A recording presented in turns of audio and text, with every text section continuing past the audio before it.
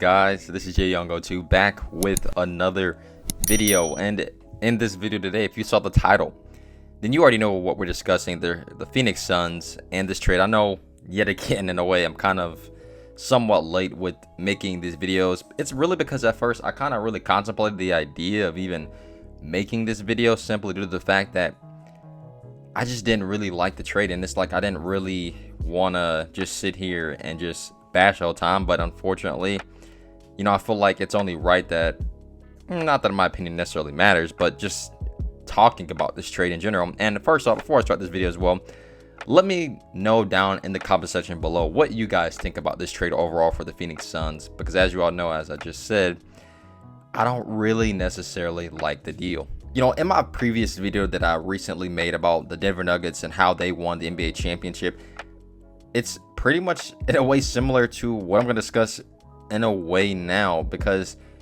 what we've seen over these last years, okay, let's look at prime examples of teams with big fours or big threes and all that stuff. I mean, the only team that was ever successful in winning an NBA championship in that way was the Golden State Warriors. I mean, they had different guys with different skill sets. They had Curry, he was a great shooter. Clay, a great shooter, but Clay was also a great defender as well. Kevin Durant could do just a little bit of everything, but as we all know, he's a primary scorer. And they had Draymond Green, a guy that could literally just dictate the defensive end of the basketball court. He's a great facilitator in the offensive end. He is the guy that just does a little bit of truly everything effectively on that Warriors team. So they had different guys with different skill sets. I mean, Klay Thompson, a few dribbles, and he can have 45, 50 points in the game. You just never know. And with all that talent, it was no doubt that they were going to win an NBA championship on that Warriors team. But looking at other teams, for instance, like Jimmy Butler on the 76ers with him, Joel Embiid, they had, I believe, Ben Simmons and Tobias Harris. Though that was a very top-heavy team, but they didn't become successful. I mean, they are part of history as the team that got beat in that buzzer-beater shot, of course, by Kawhi Leonard and his Toronto Raptors. They're recently of the team in the Brooklyn Nets with KD, Kyrie, and James Harden. You know, those guys were really the most healthy guys, and we all know Kevin Durant has been injury prone over these last few years, and I don't believe that's necessarily going to change. But that team, you know, offensively speaking, if they were healthy, they may have made some noise, but reality was they just couldn't stay healthy. And that's the thing about top heavy teams, especially when one guy goes down, you know, things drastically change for your team in a way. And that team was one shot away from possibly going to the conference finals. The reality is they still lost. And what was that for? Because everybody was not healthy on the team. Another instance, LeBron, AD, Russell Westbrook. You know, this was, in many eyes of people, already a bad trade for the Lakers. And guess what it was for them? It was a bad trade. They were not a good team. The chemistry just wasn't that good. They had to make so many adjustments with even having Westbrook on the team, him coming off the bench and all. Like, even though he did play consistently throughout the NBA season, and I respect him for that, he just was not a good fit on that team specifically. And another thing about these big threes or big four teams or whatever you want to say, like, they take up so much of the salary cap that you, of course, now can't afford to get good bench players. You can't afford to get high quality role players or anything like that, because you're already paying these guys so much money in a yearly basis already. You have no money to do really anything. You're inflexible. The only big three that can work is a big three that has different skill sets that they can bring. When I look at this Phoenix Suns team, yeah, Devin Booker's not a bad defender. He actually can play pretty good defense overall. Kevin Durant's not the baddest either. He's pretty good as well. But when I look at somebody like Bradley Beal, like, no, he's not really necessarily been known for being necessarily the greatest defender. All these guys have in common is that they all are three-level scorers. They can score at pretty much any rate at any level.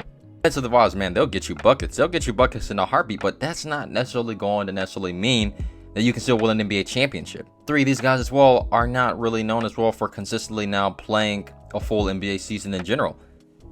As I said earlier about Kevin Durant getting injuries, I mean, this team is kind of injury prone as well. And I mean, yes, Bradley Beal can help them. I mean, DeAndre Ayton, another great player on their team who can get you good numbers on any given night. But still, this team lacks great defense, and they lack zero depth. These guys are going to be playing so many minutes every single night. And I'm not saying that it can't work, because they can go possibly far, but it's going to be so much wear and tear on them to even getting to that point. What we have seen throughout these last few years in NBA, as I said in my previous video, is that you need a duo really and a great bench unit. The Murray and Nikola Jokic duo, with their depth on that team, they won an NBA championship.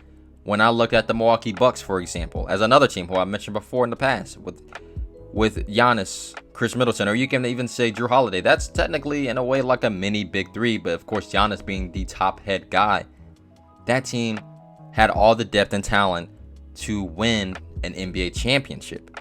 When I look at teams like the Warriors, for example, I mean, I would say in the year they did win, Clay was technically one of their best players, but you could even say Jordan Poole as well. Like, that team was depth. They had depth. They had talent. When I look at the Lakers team that won an NBA championship, as I said in my previous video, what did they have? They had depth on their team. That's why they won an NBA championship. What did they do at the trade deadline? What did they do? They acquired more depth. I've been saying this now for a very long time now. I'm not trying to rub it in or anything like that, but I've been saying this even before people are now even talking about this. But you need depth on your roster to win an NBA championship. It's not about having a big three. Yes, you can win an NBA championship with the big three. It's happened throughout NBA history. But the way that NBA is now in the day and age of where the game is going, you need depth on your team.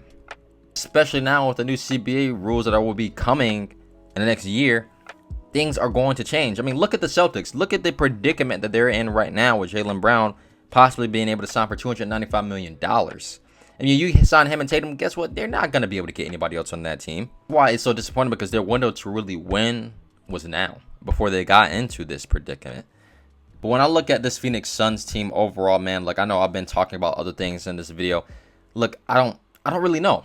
You know, I'm kind of scratching my head like, you know, yeah, they got a solid starting lineup, probably one of the best starting lineups in the league. But at the same time, it's like, you know, you trade away Chris Paul. I mean, he was, even though, you know, he wasn't the same Chris Paul he was in the past, he was still a valuable player on that team, especially when you give into the fact that his IQ for the game is really high, and now you're not having that on that team.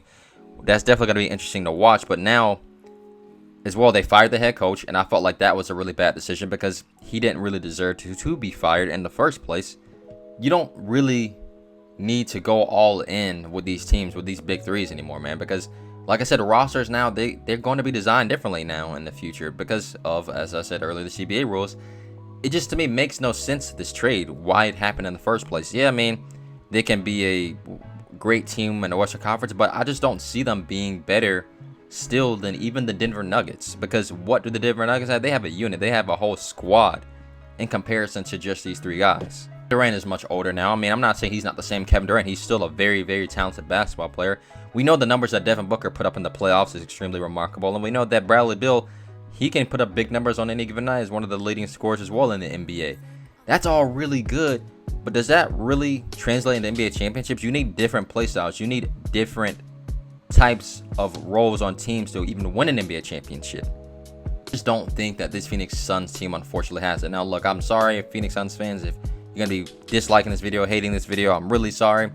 But it's just really like a question that is going to be really hard to answer. Yes, Bradley Beal is one of the top players, I would say, in the NBA.